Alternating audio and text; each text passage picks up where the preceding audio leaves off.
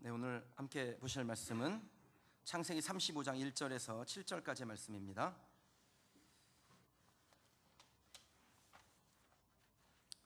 창세기 35장 1절에서 7절까지의 말씀.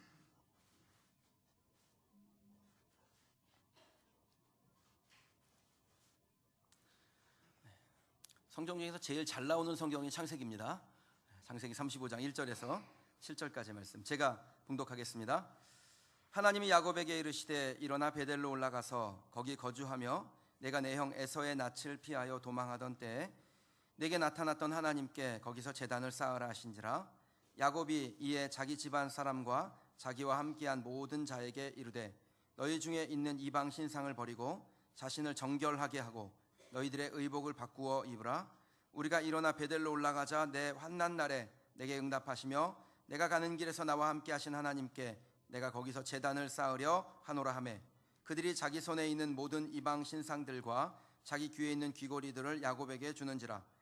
야곱이 그것들을 세겜 근처 상수리 나무 아래에 묻고 그들이 떠났으나 하나님이 그 사면 고울들로 크게 두려워하게 하셨으므로 야곱의 아들들을 추격하는 자가 없었더라. 야곱과 그와 함께한 모든 사람이 가나안 땅 루스 곧 베델에 이르고 그가 거기서 제단을 쌓고 그곳을 엘 베델이라 불렀으니 이는 그의 형의 낯을 피할 때 하나님이 거기서 그에게 나타나셨음이더라. 아멘. 다시 시작하라 라는 제목으로 하나님의 말씀 나누도록 하겠습니다. 사람을 움직이게 하는 힘들이 있습니다. 어떻게 하면 우리가 사람을 움직이게 할 수 있을까요? 보통 네 가지의 힘이 사람을 움직이게 하는데 첫 번째는 이익입니다. 그러니까 이익이 있으면 사람들이 움직입니다. 그 이익이 있는 곳을 향해서 사람들이 간다라는 겁니다. 자기에게 돈이 되거나 뭔가 유익이 되는 것, 남는 것이 있다고 생각하면 사람들이 그걸로 움직이죠. 두 번째는 재미입니다. 재미가 있으면 돼요. 그럼 사람들이 움직입니다. 아주 흥미를 갖는 일, 자기가 좋아하는 일이 생기면 사람들이 거기로 달려가게 되죠. 그럼 우리 교회 주일학교가 우리 교회 그 규모의 비율을 따지면 굉장히 잘 되고 있습니다. 제가 이렇게 아이들을 보니까 우리 아이들이 유치부부터 청소년부까지 다 하니까 아이들이 새로 태어난 아이까지 치면 54명이더라고요. 우리 아이들이 54명이 있는데 아이들이 왜 이렇게 숫자가 많은지는 어린이 주일 때 이미 경험하셨죠? 게임을 하기 때문에 그렇습니다. 주일학교에서 재미있어요. 재미있으니까 애들이 오는 겁니다. 제가 어떤 아이한테 얘기를 들었는데 그 아이가 엄마 아빠한테 그랬다고 하더라고요. 10시 50분까지 교회 안 갈 거면 교회 가지 말라고.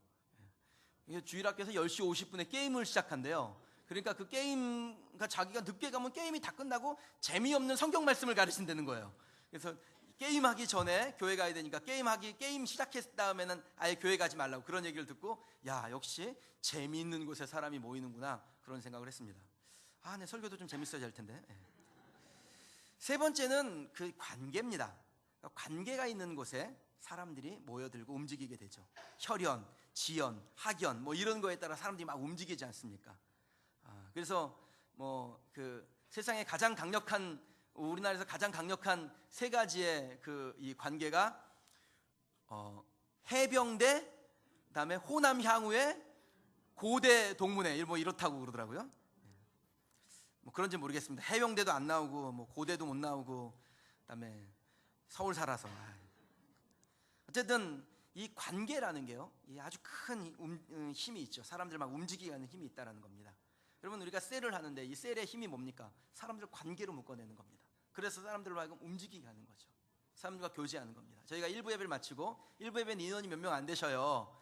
한 20여 분 정도 이렇게 오시는데 봉사자들하고 급하신 분들 이렇게 오시는데 제가 1부 예배 오신 분들하고 그랬습니다. 끝나고 1부 예배 때는 인원이 몇 명 안 되니까 제가 마이크 들고 나가서 막 안수기도도 하고 막 규모가 없어요. 1부 예배는요.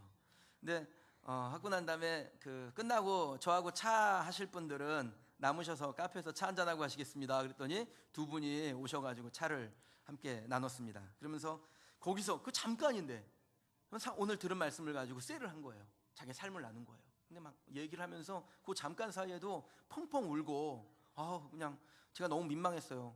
여성도를 팬더로 만들어가지고 하여튼 힘이 있는 거죠. 관계 안에. 네 번째는 무엇이냐면 자극, 충격입니다. 그러니까 충격을 줄 때 사람들이 움직이게 돼 있습니다. 어떤 강한 충격이 주어질 때 아주 민감한 반응을 보이고 그렇게 사람들이 그것을 향해서 움직이게 되죠. 그래서 뭐 시위 현장이나 이런 데 가보면 아주 극단적인 일들이 일어나지 않습니까? 그냥 이렇게 구호를 외치는 걸로 안 되니까 단식을 하고, 그리고 어떤 심지어는 막 분신을 하는 그런 일들도 있지요. 이 충격이 사람들을 움직이기 때문에 그렇습니다. 근데 이 사람을 움직이는 이 네 번째 방법인 충격이요, 이 충격이 우리를 움직여야 하는데 꼼짝도 하지 않고 있을 때 우리를 움직이도록 하신 하나님의 방법으로 종종 사용되기도 합니다.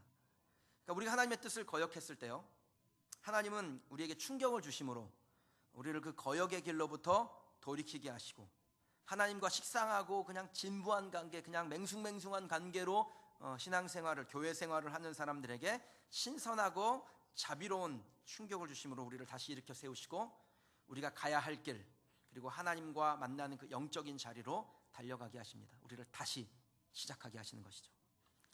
그럼 만약에 하나님께서 우리에게 그냥 충격을 주기 전에 우리가 알아서 하나님께로 나아간다면 어떻게 될까요?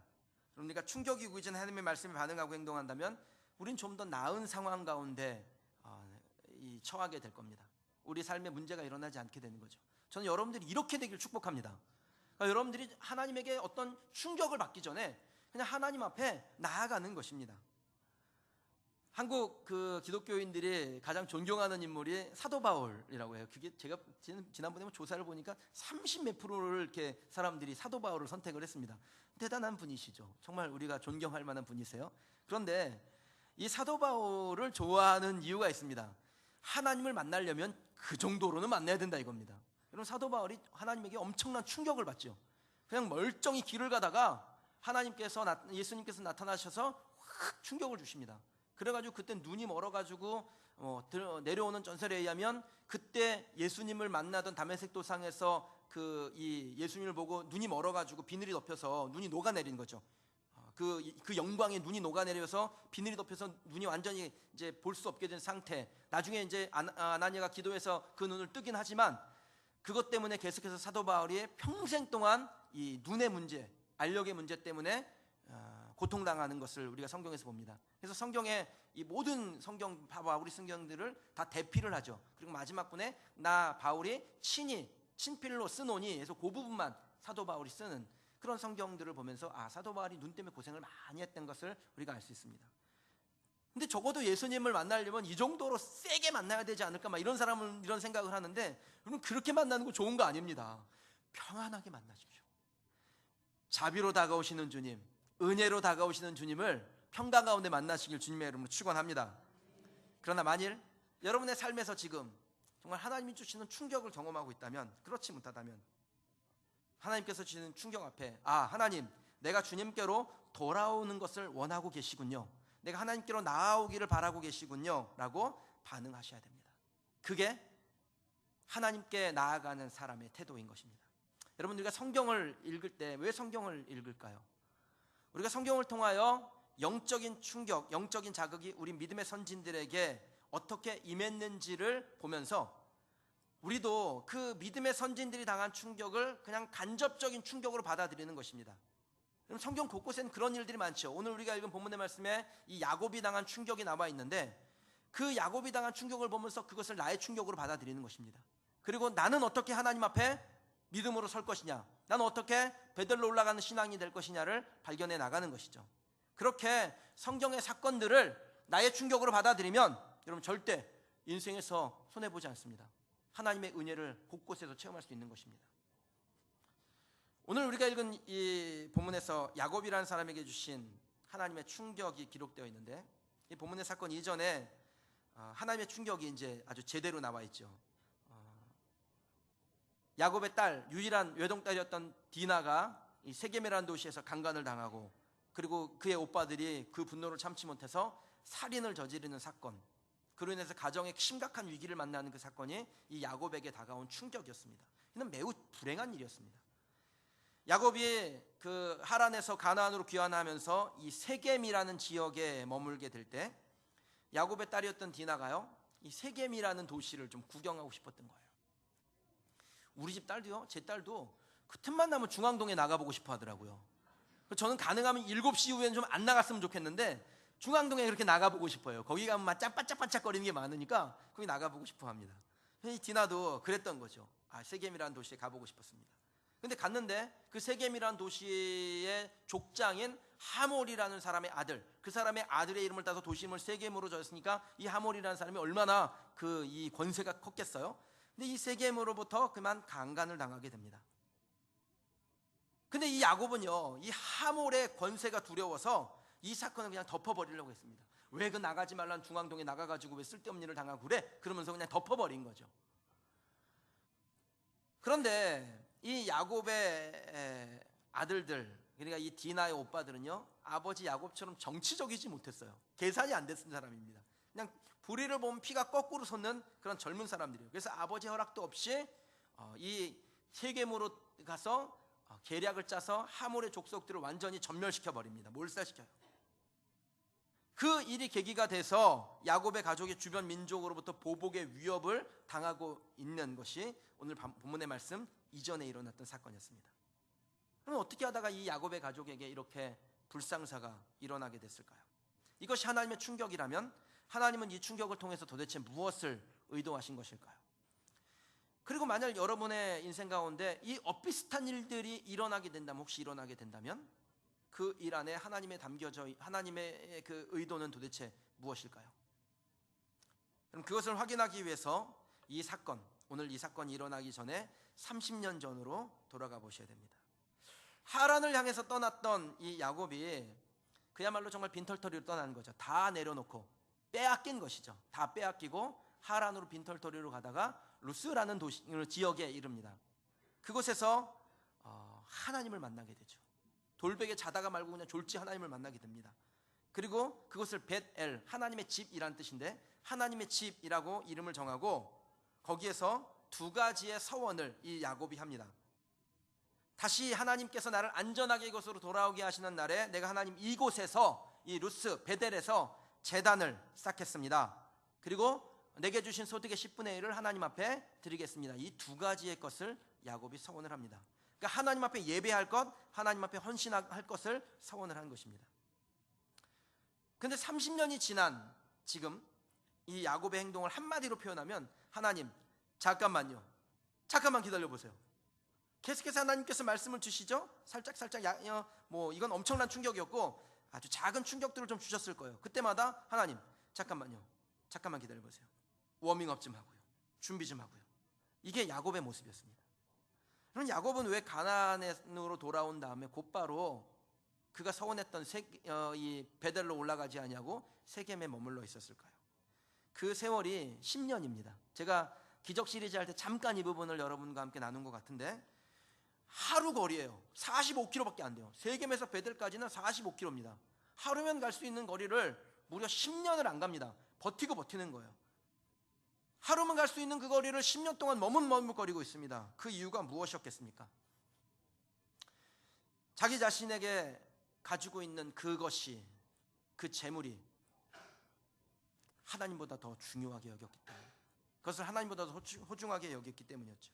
우리는 그것을 우상이라고 합니다. 하나님보다 더 중요하게 여기는 것, 그것이 우상입니다. 자녀가 중요해요? 그 하나님보다 더 중요하면 우상이죠.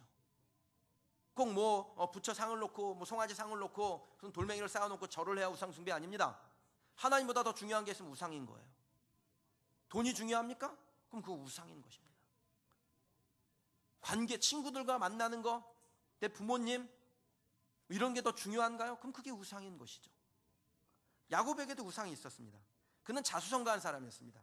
고생해서 재물을 모은 거예요. 그러니까 고생해서 재물을 모으니까 그 재물이 귀해요, 안 귀해요? 귀하죠. 야곱에게 귀한 것입니다. 근데 귀하다 못해서 이게 야곱에게 무엇이 됐냐면 우상이 되어버렸습니다. 그 귀한 것 중에 10분의 1을 하나님 앞에 드리는 것이 쉬운 일입니까? 하나님께 드리기 너무 아까운 거예요, 야곱이 생각할 때. 그러니까 드리긴 드려야 되는데, 베들로 올라가면 그걸 드려야 되는데 드리기가 아까운 거예요. 그러니까 세겜에 머물면서 가야지 내일 갈까 모레 갈까 그러다가 10년을 버틴 겁니다. 하루면 갈 거리를 3650일을 안 가고 있는 것이죠. 그럼 야곱의 문제는 거기서 시작이 됩니다. 하나님보다 더 중요한 것을 만드는 것이 야곱의 문제였다라는 겁니다. 빈털터리였던 시절에는요, 아쉬운 마음에 그냥 순간의 감정이 하나님 앞에 서원해 놓고 그의 서원에 응답하신 하나님은 다 어디로 가버리고 하나님께 드리는 것이 아깝다라는 생각이 든 것입니다. 이 야곱의 마음 안에 무엇이 담겨 있냐면 하나님을 향한 치명적인 불신이 담겨져 있습니다. 하나님을 믿지 못하는 겁니다. 하나님 앞에 드리면 그건 잃어버리는 거야 라고 생각하는 거예요. 그러니까 못하는 거예요. 두려운 거예요. 그게 하나님께서 나에게 주신 것이 아니라 그냥 이건 내가 수고해서 얻은 거야. 그런데 하나님이 내가 수고해서 얻은 것 중에 일부를 달라고, 이게 지금 야곱의 마음 안에 있는 것입니다. 그러면 예나 지금이나 이 스스로 능력으로 자수성가했다라는 사람들에게 찾아오는 가장 큰 문제는 가족의 문제입니다. 아내나 남편이 불륜을 저지르거나 자녀들이 탈선하거나 그에 따른 가족의 해체, 그러니까 우리가 신문에서 자주 보는 내용들 아닙니까? 막 돈을 많이 벌었는데 그 돈을 버는 동안에 아무것도 가족들을 돌보지도 못하고 거기서 오는 그 가족의 해체들이 막 나타나잖아요. 제가 어제 어떤 분하고 잠깐 상담을 했는데 그분이 그런 얘기를 하세요. 아들이 그 최고의 의대를 나와서 최고의 의과대학 종합병원에 있대요. 그런데 한 달에 집에 딱 2번 들어간답니다. 그런데 이혼할 지경이래요. 돈은 많이 버는데 이혼할 지경이래요. 그럼 이런 게 문제 아닙니까? 집에도 못 들어가는데 교회를 어떻게 나오겠습니까? 그래서 목사님 기도해 주세요. 얘가 어렸을 때부터 교회는 다녔는데 인격적으로 주님을 못 만났어요. 인격적으로 주님을 못 만났는데 나이가 40이에요. 큰일 났어요. 여러분, 주일학교 애들이 왜 중요한지 아세요? 그때 인격적으로 못 만나면요, 여러분 나이 때 예수님을 인격적으로 만난다는 것을 보고 기적이라 그럽니다. 기적. 여기에 기적이 몇 분 계셔요 지금. 그래서 제가 아이들 하는 겁니다. 아이들 때 예수님 못 만나면 어른 돼서 예수님 만나기가 너무 어려운 거예요. 그럼 이렇게 야곱도 그런 문제 앞에 직면해 있었습니다. 돈은 많이 벌었는데 부자는 됐는데 가족에 문제가 일어나기 시작한 겁니다. 그 문제가 무엇인지를 한번 살펴보시죠. 창세기 34장 그 앞입니다. 34장 30절 말씀 같이 한번 좀 읽어보실까요? 34장 30절입니다. 야곱이 시므온과 레위에게 이르되 너희가 내게 화를 끼쳐 나로 하여금 이 땅의 주민 곧 가나안 족속과 브리스 족속에게 악취를 내게 하였도다. 나는 수가 적은즉 그들이 모여 나를 치고 나를 죽이리니 그러면 나와 내 집이 멸망하리라. 그럼 야곱은 자신이 그 곤란한 상황에 처하게 되자 그런 일을 한 자식들에게 무엇을 하고 있습니까? 원망하고 있습니다. 야, 너 때문에 우리 집안이 쫄딱 망하게 됐어. 야, 너 때문에 내가 지금 큰 위기를 만났어. 야, 너만 없었으면 우리가 이런 위기를 만나지 않았을 텐데 너 도대체 뭐 하는 거야? 이게 지금 야곱이 하는 행동입니다. 그럼 사실 이게 원망할 일이 아니죠. 이 일은 야곱이 했어야 될 일이었습니다. 사실은요. 그런 어려운 일을 만났을 때 하나님이 그 중심이 없는 사람들에게 나오는 공통적인 특징이 뭐냐면 원망하는 겁니다. 남 탓하고 원망하고 좌절하고 포기하고, 이게 하나님이 그 중심이 없는 사람들에게서 나오는 거예요. 그러나 하나님이 그 심령 안에 있는 사람은 어떤 일을 만나도 그 안에서 무엇을 발견하고자 합니까? 하나님이 도대체 이 일로 인해서 나에게 원하시는 것이 뭘까? 하나님의 의도는 어떤 것일까? 이것을 발견하려고 합니다. 여러분, 저도 살면서 어려운 일을 참 많이 만납니다. 그 어려운 일 만날 때마다 제 마음에 2가지의 마음이 들어요. 하나는 그냥 불쑥 올라오는 거예요. 원망하고 싶은 거예요. 그 사람 때문이야.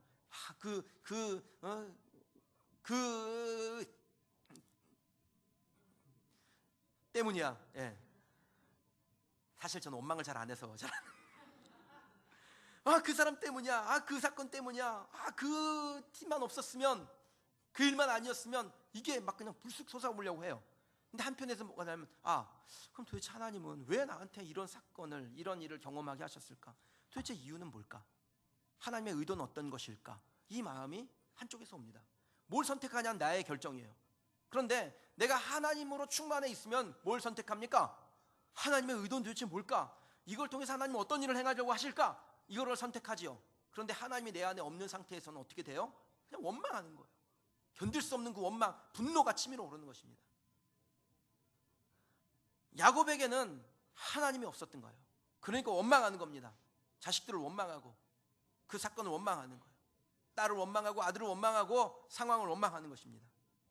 근데 보십시오. 이 야곱의 원망을 들은 아들들이 어떻게 행동을 합니까? 이 아버지 야곱에게 도전적이고 아주 불경하게 반항을 해요. 31절에 보니까 그들이 이르되 그가 우리 누이를 창녀같이 대우함이 옳으니까 아버지 야곱에게 반항합니다. 막 그냥 함부로 막 해붙이는 거예요. 야곱이 살던 시대를 우리가 족장 시대라고 부르는데, 이 족장 시대의 아버지의 권위, 그러니까 족장의 권위는 뭐 지금과는 비교할 수 없습니다. 백배 천배 세지요. 아버지에게 대항하는 것은 있을 수 없는 일이었습니다. 지금도 그 애들이 울면은 엄마가 보통 이렇게 얘기하죠. 울지마, 아빠 이놈한다, 그런 얘기를 합니다. 우리 집에서도요, 집사람이 애들이 막 울면, 어렸을 때만 울면은 아빠한테 혼난다. 나는 혼낸 적이 없는데 자기가 혼내고 있으면서 아빠가 혼낸다 그러는 거예요. 그래가지고 애들이 아빠를 무서워하죠. 지금도 우리 집 애들은요, 엄마가 무슨 잘못하면 너 아빠한테 이른다 그러면 꼼짝도 못해요. 지금도 이런데, 여러분, 족장 시대 이 아버지의 권위는 정말 상상할 수 없이 무거운 거였습니다. 막중한 거예요. 큽니다. 하늘을 찔렀습니다. 그런데 이런 시대에 이 야곱의 집에서 일어난 일이요, 있을 수 없는 일이었습니다. 아버지는 자식을 원망하고 자식은 아버지에게 함부로 대들고, 보통 우리가 이런 집을 무슨 집이라고 그럽니까? 콩가루라 그러죠. 콩가루. 이 야곱의 집이 콩가루 가정이 된 것입니다. 그런데 이 가정이 콩가루가 되어버린 상황에서 하나님께서 이 야곱에게 주신 것이 무엇이냐면, 딱 느끼게 하십니다. 하나님의 충격이로구나. 하나님이 우리 가정에 지금 충격을 주셨구나. 이것을 깨닫습니다. 자식이 대들자 이 야곱이요, 정말 눈에 불이 번쩍했습니다. 그는 순간 자신이 해야 될 일이 무엇인지를 깨닫게 됐고, 오래전에 했어야 될 행동, 베델로 올라가는 것, 거기서 하나님 앞에 서원을 지키는 것, 그것을 결정하기로 합니다. 야곱이 처음 하나님을 만났을 때 그가 서원했던 것, 그 서원을 한번 좀 살펴보시죠. 창세기 28장 20절에서 22절 말씀인데, 화면으로 보셔도 되겠습니다. 창세기 28장 20절에서 22절 말씀. 야곱이 서원하여 이르되 하나님이 나와 함께 계셔서 내가 가는 이 길에서 나를 지키시고 먹을 떡과 입을 옷을 주시어 내가 평안히 아버지 집으로 돌아가게 하시오면 여호와께서 나의 하나님이 되실 것이요 내가 기둥으로 세운 이 돌이 하나님의 집이 될 것이요 하나님께서 내게 주신 모든 것에서 10분의 1을 내가 반드시 하나님께 드리겠나이다 하였더라. 그럼 야곱이 했어야 될 행동은 베델로 올라가서 단을 쌓고 그것을 하나님의 집으로 만드는 겁니다. 거기서 서원한 것을 지키는 것이죠. 그가 거기서 내가 얻은 것은 내 노력으로 얻은 것이 아니요 하나님에게부터 얻은 하나님이 주신 은혜입니다라는 고백을 했어야 했습니다. 그게 야곱이 해야 될 일이었습니다. 근데 그것을 안 하고 계속 머뭇머뭇거릴 때 하나님께서 그에게 충격을 주시는 거예요. 지금도 마찬가지죠. 그럼 야곱이 심각한 문제를 만났을 때 그가 하나님께서 주신 그 충격을 받았을 때 하나님께로 올라갔던 것처럼, 여러분, 우리도 인생의 충격을 만나면 하나님께로 가셔야 됩니다. 그게 길입니다. 남 탓하고 원망하고 좌절하고 포기하고 그게 아니라 베델로 올라가는 거예요. 거기서 하나님을 만나는 것입니다. 하나님을 만났던 그 자리에 가서 하나님께 회개하고 다시 시작하는 겁니다. 나를 찾아와 은혜 주셨던 그곳에서 하나님께 내 모든 것은 하나님의 것입니다. 내 것이 없습니다. 하나님이 나의 주인이십니다. 그렇게 믿음의 고백을 올려드리는 겁니다. 하나님을 하나님으로 인정하는 것입니다. 나의 주인으로 다시 한번 받아들이는 것입니다. 여러분, 하나님과의 약속을 잊지 마시기 바랍니다. 하나님은요, 우리와 하신 약속을 잊지 않으시는 분이세요. 그리고 하나님은 자기가 하신 약속을 잊지 않는 분이시며 동시에 우리가 하나님께 드렸던 약속, 그 서원을 잊지 않고 기억하시는 분이십니다. 그래서 하나님께서 우리가 그 약속을 잊으면, 하나님 앞에 드렸던 그 헌신을 잊어버리면 그것을 기억나게 하시기 위해서 우리에게 무엇을 주세요? 충격을 주시는 거예요. 그러니까 충격을 받을 때 무엇을 떠올리셔야 돼요? 왜 나를 이렇게 힘들게 하시지? 하나님 왜 나를 시험에 빠뜨리셨어요? 그게 아니라, 하나님 앞에 내가 지켜야 될 게 뭘까? 하나님 앞에 서원했는데 잊어버린 것이 뭘까? 그것을 생각해내셔야 됩니다. 자신의 인생과 가정에서 심각한 문제를 발견한 이 야곱이 중대 결단을 내리죠. 다 버리고 베델, 하나님을 처음 만났던 그곳에 올라가서 자기의 첫 신앙을 회복하는 것이었습니다. 그럼 야곱이 진짜 매우 약삭빠르고 머리가 비상한 사람이에요. 잔머리 황제였습니다. 그런데 이 야곱에게서 우리가 꼭 닮아야 될 거 하나가 있는데, 문제를 만나면 예배의 자리로 간다는 겁니다. 인생의 위기를 만나면 하나님께로 가, 나의 첫 신앙으로 달려간다는 거예요. 여러분, 이거 배우셔야 됩니다. 그럼 야곱의 강점이었습니다. 여러분들 그렇게 하십시오. 미안해하지도 말고 무안해하지도 말고요, 우물쭈물하지도 말고 하나님께로 가시는 겁니다. 하나님께서 우리를 기다리고 계시는 거예요. 그 하나님 앞에 기다리신 하나님 앞에 나아갈 때 그 기회를 자꾸 뒤로 미루지 마십시오. 하나님께로 나아가면 고침받습니다. 하나님께로 나아가면 회복이 되는 것입니다. 하나님은 충격을 주신 다음에 말씀하세요. 오라고, 베델로 올라오라고 말씀하십니다. 1절 말씀해 보니까 하나님이 야곱에게 이르실 때 일어나 베델로 올라가서 거기 거주하며 내가 내 형 에서의 낯을 피하여 도망하던 때에 내게 나타났던 하나님께 거기서 제단을 쌓으라 하신지라. 여러분 이 말씀 보세요. 하나님 진짜 디테일하게 말씀하시죠. 아주 세밀하게 말씀하신다고요. 그냥 야곱이 위기를 만났을 때 너 힘드냐? 나에게 오너라, 이 정도가 아닙니다. 너 잘 들어. 너 옛날에 30년 전에 하란으로 갈 때 그 위기 상황에서 내가 너 만났을 때 너 나한테 약속했지. 2가지 약속했다. 그 약속 지켜라. 베델로 올라와라. 너 에서한테 죽을까봐 두려워 벌벌 떨 때 그때 기억해라. 아주 세밀하게 그때의 상황을 하나님께서 묘사해 주시는 거예요. 그럼 베델로 올라가면 뭐가 준비되어 있습니까? 거기 가면 가나안 민족으로부터 지켜줄 군대라도 기다리고 있습니까? 그 땅 이름이 원래 루스죠. 루스의 본뜻의 이름은 버려진 땅이란 뜻입니다. 그 버려진 땅 허벌판에 가면 이 야곱을 지켜줄 뭔 특별한 거라도 기다리고 있습니까? 기다리고 있습니다. 누가 기다리고 계세요? 하나님이 기다리고 계신 거예요. 모든 만군의 주, 모든 만왕의 왕이신 하나님께서, 전쟁에 능하신 주님께서 기다리고 계신 겁니다. 그 주님께서 야곱을 도와주시고 그 야곱을 통해서 하나님의 영화로운 일들을 드러내게 하시려고 주님께서 기다리고 계셨다는 겁니다. 여러분, 저는 여러분들이, 그리고 저도 물론이고요, 인생의 위기를 만나면 하나님 우리에게 아주 디테일하게 말씀해 주실 거예요. 생각나게 하시죠. 필름이 돌아가도록 알게 하십니다. 지금은 잘 몰라요.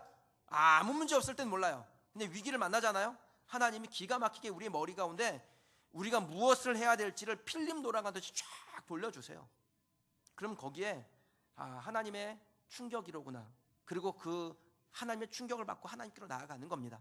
그렇게 나아가면 사는 것입니다. 저는 그렇게 하나님 앞에 나아가는 그 믿음 갖고 사는 저와 여러분 되시기를 주님의 이름으로 축원합니다. 3절을 한번 보시죠. 이 야곱이 이런 결정을 내립니다. 우리가 일어나 같이 읽어보실까요? 이 야곱의 고백을 있습니다. 우리가 일어나 베델로 올라가자. 내 환난 날에 내게 응답하시며 내가 가는 길에서 나와 함께 하신 하나님께 내가 거기서 제단을 쌓으려 하노라 하매. 그럼 야곱이 베델로 올라가며 어떤 하나님을 찾냐면 환난 날에 응답하신 하나님이 계시다는 믿음으로 올라갔습니다. 전 여러분들이 이 믿음 갖기를 축원합니다. 환난 날에 나를 기다리신 하나님, 내게 나타나 응답하실 하나님을 믿는 것입니다. 시편 50편 14절에서 15절 말씀이에요. 제가 여러분께 읽어드릴 테니까 한번 잘 들어보십시오. 감사로 하나님께 제사를 드리며 지존하신 이에게 내 서원을 갚으며 환난 날에 나를 부르라. 내가 너를 건지리니 너가 나를 영화롭게 하리로다. 여러분, 이 시편의 말씀이 마치 누구에게 하는 말씀 같습니까? 이게 아삽의 시인데 이 말씀이 마치 누구에게 하는 말씀 같아요? 야곱에게 하는 말씀이죠. 야곱아, 너 감사로 하나님 앞에 나와서 제사 지내며 내 서원을 갚으라. 그러면 환난 날에 너를 만나리라. 그리고 너로 하여금 하나님을 영화롭게 하리라. 그럼 이게 야곱에게 주신 말씀. 이 말씀이 여러분 저와 여러분에게 동일하게 주신 말씀인 줄 믿습니다. 그럼 하나님 앞에 나아갈 때 우리가 해야 될 일이 있습니다. 하나님보다 더 귀하게 여기는 것을 버리는 결단이 필요합니다. 하나님의 말씀을 통해서 자극을 받았던 이 야곱이 내린 결단은 그 가족 전체에 있는 우상을 버리는 것이었습니다. 이방 신상을 버리는 겁니다. 귀걸이를 떼고 드라빔을 묶고, 그래서 정결하게 돼서 하나님 앞에 나아가는 겁니다. 그리고 베델로 올라가 단을 쌓고 서원을 지키는 거죠. 사랑하는 성도 여러분, 문제가 있으십니까? 그렇다면 베델로 가십시오. 문제를 만났다면, 환난 날이 찾아왔다면, 응답받기를 원한다면 그럼 베델로 가는 겁니다. 처음 하나님을 만났던 그곳에 가서 완전히 빨개 벗겨진 채 하나님을 만나야 됩니다. 체면, 자존심, 내가 한 번 하면 한 번만 더 하면 할 수 있을 것 같다, 이런 의지, 이거 다 내려놓으시는 겁니다. 그리고 하나님 앞에 나아가는 거예요. 완전히 벗겨진 채로 하나님 앞에 나아가는 것입니다. 베델로 올라가는 야곱처럼 다시 시작하기로 결정했다면 여러분에게 3가지의 마음이 필요합니다. 첫 번째는 정결함을 추구하는 것입니다. 두 번째는 예배 안으로 들어가는 겁니다. 세 번째는 자신을 철저하게 비워내는 것입니다. 오직 정결케 된 사람만이 하나님을 만날 수 있습니다. 하나님은 위기 가운데 있는 야곱에게 30년 전 정말 깊은 절망 가운데 있을 때 이 하나님을 만났던 그곳으로 이 야곱의 거처를 옮기셨습니다. 야곱은 자기가 자수성가했다고 생각했는데 하나님은 야곱에게 그거 아니야. 너 완전히 정결케 돼서 하나님 앞에 나와야 돼. 이렇게 말씀하셔요. 처음 상태로 돌아가라고 말씀하십니다. 지난 30년 동안 야곱은 자기가 벌어들인 재물을 하나님보다 더 중요하게 여겼던 사람이었습니다. 베델로 올라가면 그 재물을 포기해야 된다라고 생각하고 두려움 때문에 하나님께 나아가지 못하던 사람이었죠. 그런데 하나님께서 뭐라고 말씀하세요? 그거 버리라는 거예요. 정결케 되라는 겁니다. 그거를 벌려고 네가 가졌던 마음, 그 우상을 숭배했던 그 더러운 마음을 다 묻고 정결케 돼서 하나님 앞에 나오라는 겁니다. 그러면 절망의 자리에서 하나님 앞에 부르심을 받았습니까? 우물쭈물하지 마세요. 그냥 가지고 있는 거 버리십시오. 그 우상을 포기하는 겁니다. 그리고 하나님 앞에 나아가십시오. 그러면 하나님께서 후히 주시고 꾸짖지 아니하실 줄 믿습니다. 야고보서 1장 5절 말씀에 너희 중에 누구든지 지혜가 부족하거든 모든 사람에게 후히 주시고 꾸짖지 아니하시는 하나님께 구하라. 그리하면 주시리라. 여러분, 우리가 지혜가 없어도 하나님 앞에 우리의 완전한 정결함을 하나님 앞에 드러내고 하나님 앞에 나아가면 꾸짖지 아니하시는 거예요. 다 덮습니다. 여러분, 보혈의 은혜라는 게 뭐예요? 보혈이라는 게 어떤 것입니까? 덮는 것입니다. 우리가 실수가 있어도, 넘어졌어도, 죄가 있어도, 문제가 있어도 그냥 덮는 거예요. 그게 사라지는 건 아니죠. 죄를 졌는데 죄가 어떻게 사라집니까? 죄는 있는 거예요. 그런데 그리스도의 피로 덮어버리니까, 그 선명한 보혈로 덮어버리니까 보이지 않는 것입니다. 그것이 눈에 들어오지도 않는 거예요. 여러분, 우리가 주님 앞에 나아가면 예수 그리스도의 보혈로 우리를 덮는 것입니다. 그래서 우리를 정결케 하시죠. 깨끗게 하시는 겁니다. 제 아이들이 뭔가 잘못하면은 와가지고 그런 얘기를 합니다. 아빠 잘못했어요. 그리고서는 자기의 잘못을 주저리 막 얘기를 합니다. 저는 별로 듣고 싶지도 않아요. 그거 나한테 중요하지도 않더라고요. 그래서 제가 중간에 뚝 끊습니다. 됐어, 이제 그만. 아빠는 다 용서했어, 잊었어. 여러분, 이게 하나님의 마음이에요. 이게 아버지의 마음입니다. 우리가 어떤 죄를 가지고 와서 하나님 앞에 그냥 주저리 늘어놓지 않아도 진실한 마음으로 정결하게 하나님 앞에 나아가면 보혈로 덮습니다. 보혈로 덮으면 그 다음부터 하나님의 자녀로, 하나님의 백성으로, 하나님의 거룩함으로 살아가게 되는 것입니다. 저는 이 은혜가 여러분에게 있기를 바랍니다. 우리가 정결함으로 하나님 앞에 나아가면 그때부터 문제의 실마리를 잡게 됩니다. 꼬인 실타래, 이거 어떻게 풀 거예요? 실마리를 하나 잡고 잡아 당기면 슬슬 풀리는 거죠. 그래서 실마리라 그러는 거잖아요. 우리의 문제의 실마리는 정결하게 하나님 앞에 나아감으로 시작되는 것입니다. 베델로 올라갈 때 여러분, 우리가 예배 안으로 가야 되는데 왜 예배 안으로 가야 됩니까? 예배를 통해서 의롭게 됨을 인정받기 때문에 그렇습니다. 저와 여러분이 예배 안에 들어갈 때 의로워지는 것입니다. 예배자가 될 때 하나님께서 돕는 손길을 우리에게 허락하여 주십니다. 야곱이 베델로 올라가는 이유는 단을 쌓기 위함이었습니다. 이게 약속이었고요. 하나님 앞에 제사하러 가는 것입니다. 예배 안에서 하나님을 만나고 그 임재하심을 경험하기 위해서 가는 거죠. 근데 그 제사가, 예배가 야곱을 살려요. 저는 어렸을 때 저희 어머니가 저한테 붙여주신 별명이 뭐였냐면 야곱이었습니다. 제가 그 부엌에 들어가가지고 엄마를 돕는 걸 이렇게 잘했대요. 그래서 엄마가, 저희 어머니가 매일 저보고 아유 야곱, 아유 넌 야곱이야 그랬습니다. 근데 제게 형이 하나 있거든요.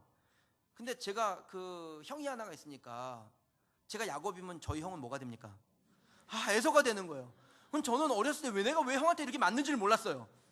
날마다 저를 팼거든요. 왜 팰까 생각했는데 커서 보니까 내가 형을 에서로 만들었더라고요. 그러니까 야곱은 하나님께 축복을 받고 에서는 하나님께 복을 못 받았으니까 형이 맨날 나를 패는 거죠. 근데 자라면서 제가 참 야곱을 많이 닮았다라는 생각을 하게 됐습니다. 제가 저를 볼 때 참 야곱 같아요. 그냥 약삭 빠르고, 그냥 머리가 그냥 머리 회전이 빠르고 잔머리가 좋고 단점이 많습니다. 그런데 여러분, 그 단점을 다 덮는 장점이 하나 있는데, 제가 아까 말씀드렸죠. 야곱의 강점이 뭐라고요? 야곱의 강점, 문제를 만나면 어디로 간다? 예배로 간다는 거예요. 예배로 단을 쌓는 것입니다.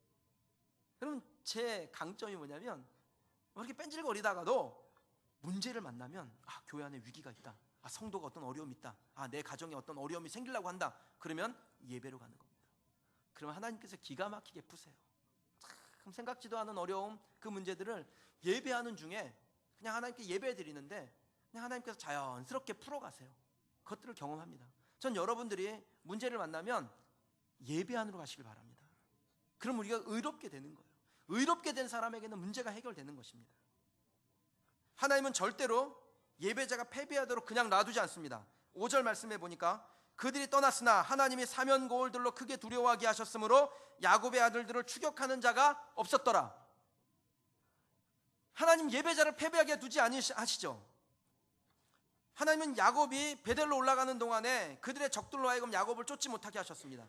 도리어 야곱의 가족들을 막 두렵게 여기게 한 것입니다. 그럼 야곱의 가족이 몇 명이나 되겠어요? 종까지 합쳐가지고 한 100명이나 됐을까요? 몇 명 되지 않습니다. 그런데 주변의 사방 고을들이 이 하물 세겜의 족속들과 이 혈연 관계를 맺어져 있는 그 네트워크들이, 그 관계망들이 이 야곱의 가족을 두려워하는 거예요. 무서워하는 것입니다. 야곱이 훨씬 강력한 무기를 가졌기 때문일까요? 군사력이 있습니까? 그렇지 않습니다. 그냥 하나님께서 그들의 마음을 두렵게 하시니까 감히 쫓지 못하게 되는 겁니다. 여러분 사업을 하시다가 혹은 직장을 다니시면서 또 여러분의 꿈과 비전을 이루어가시면서 우리 젊은이들 공부하시면서 우리를 두렵게 하는 일들을 많이 만나게 될 겁니다. 그때 그 두려울 때 뭐 하셔야 됩니까? 예배로 가십시오. 하나님 앞에 예배하는 겁니다. 그 자리에서 예배하십시오. 계약서 써야 되는데 뭐가 좀 안 맞아 들어가요. 그럼 뭐 하셔야 됩니까? 하나님 앞에 예배하시는 겁니다. 그냥 그 자리에서 머릿속으로 예배하세요. 하나님, 내가 주님을 찬양합니다. 주님을 예배합니다. 사도신경 주기도 안 하는 그런 게 예배가 아니라 하나님을 높여드리는 모든 행위는 예배죠. 김현모 집사님, 두려워하지 마시고 예배 자리로 가는 거예요. 하나님 앞에 예배하는 것입니다. 고진수 권사님 예배하는 것입니다. 정철희 집사님 예배하는 거예요. 소영자매 예배하는 거예요. 하나님 앞에 예배하는 자리에서 승리하는 저와 여러분 되시길 주님의 이름으로 축원합니다. 그러면 야곱에게 찾아왔던 그 하나님의 은혜가 우리의 은혜가 됩니다. 하나님은 회개하는 저와 여러분, 하나님의 자녀가 되길 원하고 하나님의 백성이 되길 원하고 예배 안으로 달려가길 원하는 우리에게 그 어떠한 공격으로부터 타격을 받지 아니하도록 하나님의 보호망으로 우리를 보호하실 줄 믿습니다. 그 하나님을 믿는 저와 여러분 되시기를 주님의 이름으로 축원합니다. 베델로 올라가려고 우리의 마음을 결정했을 때 여러분 우리가 철저히 우리를 비워야 되는 이유가 무엇인가요? 인간적인 것, 하나님보다 더 중요하게 여기는 것, 그것을 비워버리고 그래야 하나님의 임재를 경험하게 됩니다. 채워져 있으면 다른 것으로 채울 수 없습니다. 비워내야 됩니다. 그럼 야곱의 이름의 뜻이 무엇이었냐면 밀어내는 자, 발 뒤꿈치를 잡는 자라는 뜻입니다. 그는 평생 자기의 이름대로 살았습니다. 그런데 순간순간 그걸 놓는 거예요. 그 발 뒤꿈치를 놔버렸습니다. 마음을 비우는 겁니다. 그때 그가 경험한 게 뭐예요? 하나님을 만나는 거예요. 야곱이 인생의 곳곳에서 하나님을 만나는데 그 하나님을 만났을 때는 어떤 때입니까? 열심히 일할 때든가요? 놀 때였습니다. 자기가 취하고 싶은 것, 쟁취하고 싶은 것, 가지고 싶은 것 위해서 꽉 붙잡고 있을 때는 하나님을 만나지 못했는데 노니까, 비우니까 하나님을 만나게 되더라는 것입니다. 전 저와 여러분들이 열심히 비우는 분들이 되시길 바랍니다. 그래야 채워집니다.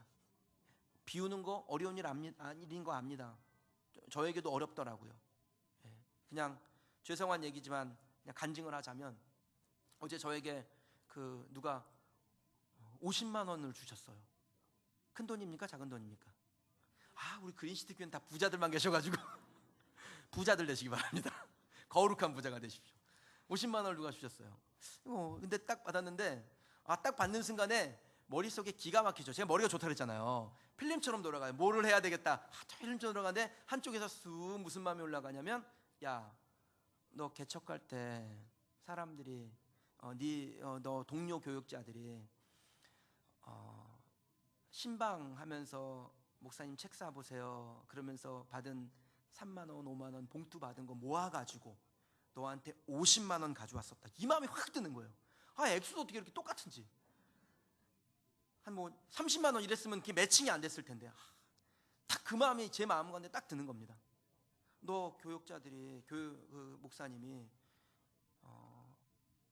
형님 제가 신방했는데 성도님들이 목사님 책 사보라고 3만 원, 5만 원 준 거 그거 형님한테 드리려고 제가 모았어요. 그러면서 딱 모아가지고 가져온 게 50만 원이었어요. 근데 그 마음이 쭉 드는 이게 하나님이 주신 마음 같은 거예요. 그래서 손병세 목사님이 6월 28일 날 마지막 예배 드리고 파송받아서 개척을 9번째 분립 개척을 하는데 제 마음에 내가 나올 때 그렇게 내 형제가 나를 도왔으면 나도 그 형제를 위로하는 사람이 돼야 되지 않을까 그런 생각이 들었습니다. 그래가지고 그 봉투를 이제 가지고 오래 두고 보면 안 되니까 그거는 어제 오후에 받아서 어제 저녁에 그 이제 기도회 중인데 기도회를 갔어요. 가가지고 손 목사님하고 이런저런 얘기를 하면서 봉투를 제가 이렇게 내밀었습니다. 목사님이 눈물이 날 것처럼 고맙다 그러면서 봉투를 받았어요. 그리고서는 이렇게 됐습니다. 제가 그 과정 가운데 무슨 마음이 드냐면 제가 그냥 제 얘기를 생각을 하는 거예요. 제 마음에 그 50만 원을 주는데 그렇게 기쁘더라고요. 그러면서 한편 마음에 아까웠을까요? 안 아까웠을까요? 여러분들 너무 저를 좋게 보시는 게 문제예요. 아깝더라고요. 이거 난 이렇게 안 해도 되는 거 아닌가?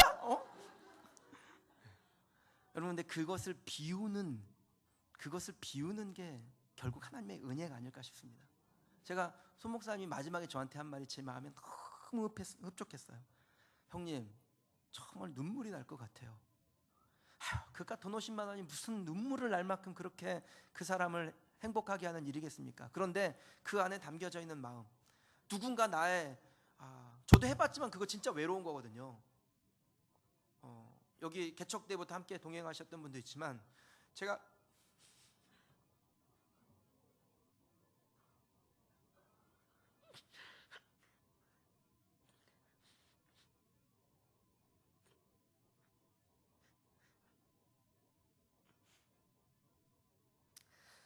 죄송합니다.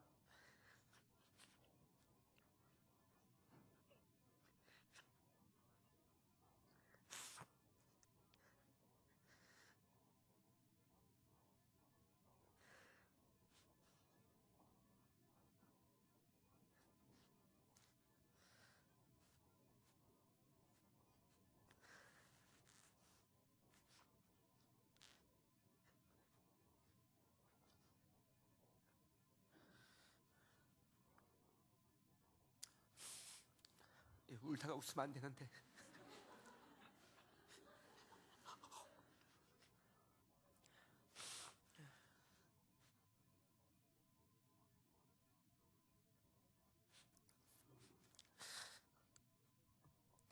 왜 이런지 모르겠네요.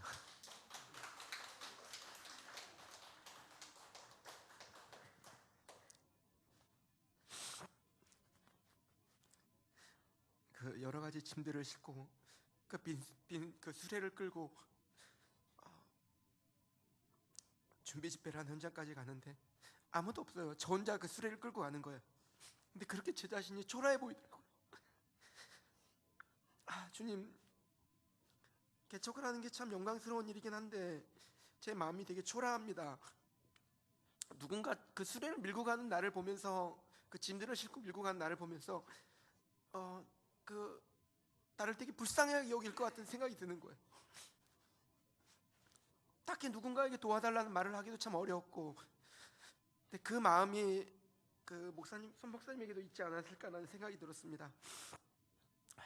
그래서 제가 목사님에게 그렇게 얘기를 했어요. 목사님 힘내라고, 그리고 개척하기 전에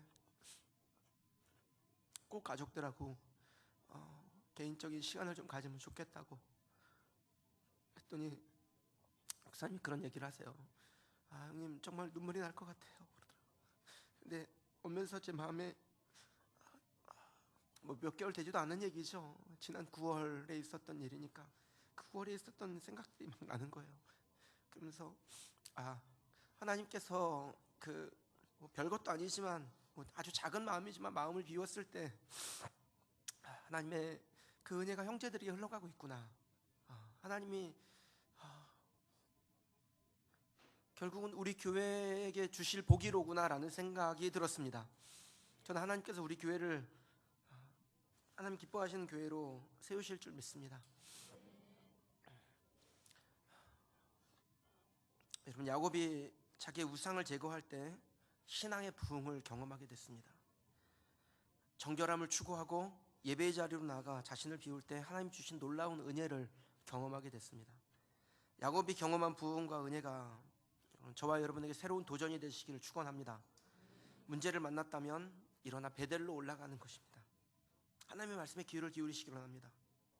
성경이 오늘 우리에게 주는 교훈에 우리의 마음을 담으시기 원합니다. 살아계신 하나님 앞에 충성하지 못하게 하는 모든 것으로부터 떠나는 겁니다. 우선순위에 놓여 있는 것이 있죠. 하나님보다 먼저 우선순위에 놓여 있는 것, 그거 포기하십시오. 하나님이 우리를 더 큰 충격으로 몰아넣기 전에 하나님 앞에 우리의 죄악을 고하고 그리고 하나님 앞에 베델로 올라가는 결정을 하시길 바랍니다. 그러면 야곱이 그의 인생 안에서, 그의 가정 안에서 발견했던 위대한 축복을 우리들도 우리의 삶 가운데서 얻게 될 줄 믿습니다.